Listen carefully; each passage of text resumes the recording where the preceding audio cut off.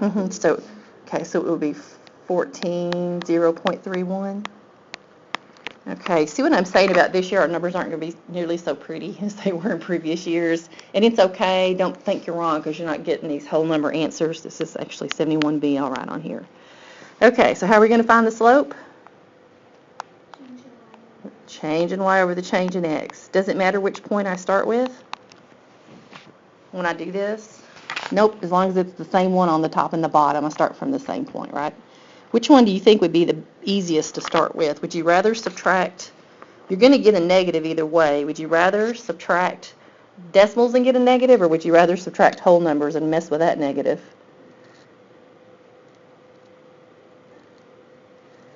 I tell you what, I don't like subtracting decimals and getting negatives because I get confused a little bit, you know.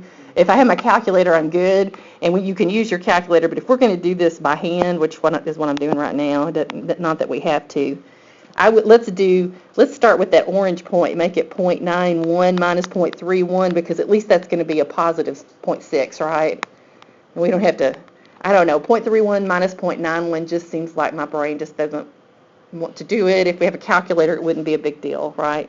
And we could do that. So if I start with 0.91, that means I got to start over here for the change in x's. 5 minus 14 is, that's a little easier to think about. Is it negative 9? Let's get our calculators. Let me get this calculator out too. Second quit. We can even do it up here. So let's see. What is 0.6? We could reduce that, but let's let the calculator write, because who wants to do this? Divided by negative 9. Negative 0.0666667. Let's see. Let's let the calculator turn it back into a fraction, because that's what we really kind of want. You remember that you can do that with that hit math. Enter, enter. Ah, so much nicer than putting your brain into it, right? Negative 1 over 15. Is that what it says? If you can read that little bitty thing. Can y'all read it? Yeah. Barely. Okay. Huh. If I use the slope-intercept, I have to know what's the y at x equals 0. I have to know the y-intercept. So there's a more convenient one that we've got, and it's a newer one. I don't know what it's called point slope. If you ever have a slope and you got a point, it's the point slope, okay? And it looks like this, and it's the one we use in calculus all the time. So, and the good thing about it is you may think, oh no, I don't have the y-intercept, I'm going to have to do a lot of simplifying, but you don't have to. It did not tell us that we had to put it in slope-intercept form, right? So if it doesn't tell you you have to do it, you don't have to do it. Don't waste your time on those little calculations, okay?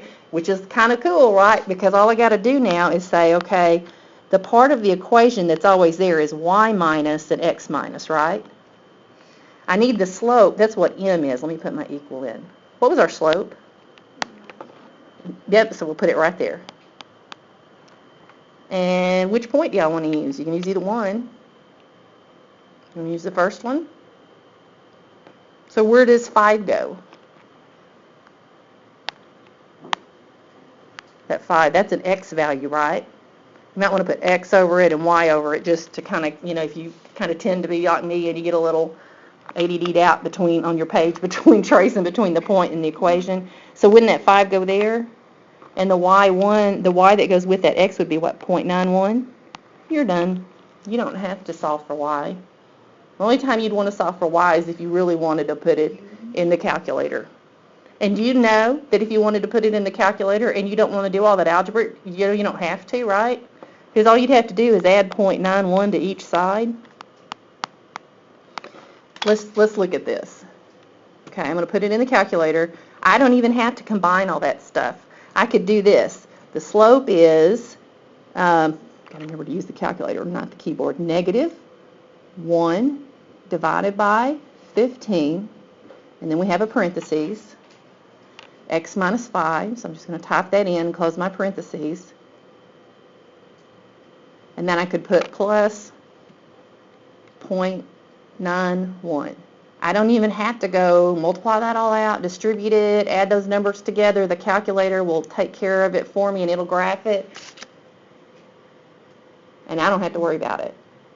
So a lot of the things that you were kind of held more, things were a little bit more picky in lower classes, you're not so much about now because you're really trying to understand what's going on with the math and not so much get the skills down to actually do it by hand. So it's kind of a good thing. That means that you can zip through things a little faster without having to sit there and go do the distributive property, add the numbers, So just remember, you can do that if you ever need to look at a graph. You do not have to go to all that trouble to multiply all that out and add like terms. Okay, we still got C and D, right? We got the equation up there on the board. It's not on the video. Just interpret the meaning of the slope from the equation in part B of the context problem. Okay, so we know what we did. We just made the slope of a line that shows the years, let's see, the earnings per share of stock for Circuit City, which I don't even know if it's still in business now. Do y'all remember Circuit City? Yeah. Oh, I don't know if it's still around or not. It used to be at 1890 Ranch. Yeah, I know the ones in Arlington are gone, so I didn't know if y'all ever had any down here or not because I haven't been here that long. It's like the Best Buy sort of. Yeah, electronics kind of store. So, what's happening over time? What's happening with that slope? It's decreasing, so that means the earnings per share of stock is decreasing. Do you see why they went out of business now? This book was probably written about 2004 or 5, and so now we know the end of the story. It's kind of like I don't know if y'all remember Paul Harvey, the rest of the story or something. So could we use the equation from part B to estimate the earnings per share of stock in the year 2010? So we got this equation. And we know what we got this equation. It's on our calculator. We even got a table of values, right? This equation represents what it was. This equation is from, let's see, this was what it was to 2004. If it continues along this line, what would we want to do to find the year 2010? What value would we want to look at? 1995 was 5, right? So 19, or is it 20? Let's see. It ends in 14. 2010 is 6 more. Yeah, 20, because that's 6 more years down, right? So we're going to look at 20. We could go turn our calculator to ask, or we could just do this. Let's see if I can just click on. Let me go to the table, second table on my calculator. If you're trying to follow along, I'm trying to show you like steps you'd use on your calculator by doing this up here. Okay, so if you go to your calculator and you're trying to figure this out, because you're going to get a lot of questions like this year. This is kind of one of the big type questions they're going to ask you in a lot of different sections. If I want to know what it is at 20, what I could do is go to second graph on my calculator, click over here on the X's, and I could just, if I don't want to go change my calculator to ask, I could just scroll down to 20, which is really slow on this computer. Probably faster on your calculator. Come on.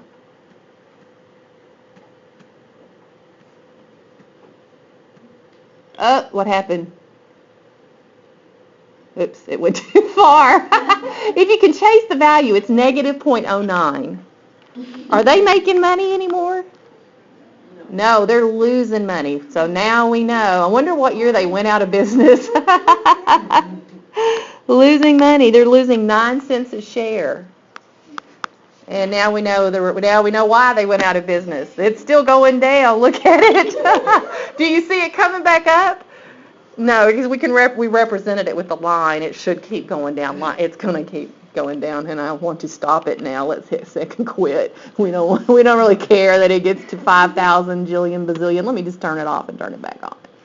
Come on. I think that would be the closest thing. Oh, by the way, if you have not signed up for Remind 101, go ahead and do that. You can get your phone out now. Because I'm not going to be sending emails out this year. I'm going to do this. It's just so much quicker for me to be able to go to this page and type all the reminders for all classes instead of going to RenWeb and picking. And I know I've got Kate signed up, but You text to the number 81010 at I'm the bomb, just IMTHEBOMB with no, okay? And that way, if like I say, just do part A on blah, blah, blah, or whatever, you can know that quickly, even before the day is out. Maybe somebody comes by and says something, I can let you all know just like that, and won't use it unless I need to really tell you something about the assignment or remind you about a quiz or something. We do have a quiz tomorrow on 1.1. It's not going to have this stuff on it. It's not going to be the harder stuff. If you're going to notice with the quizzes, what I always do, it's more the basic material in there. It's like, can you write an equation of a line parallel to something perpendicular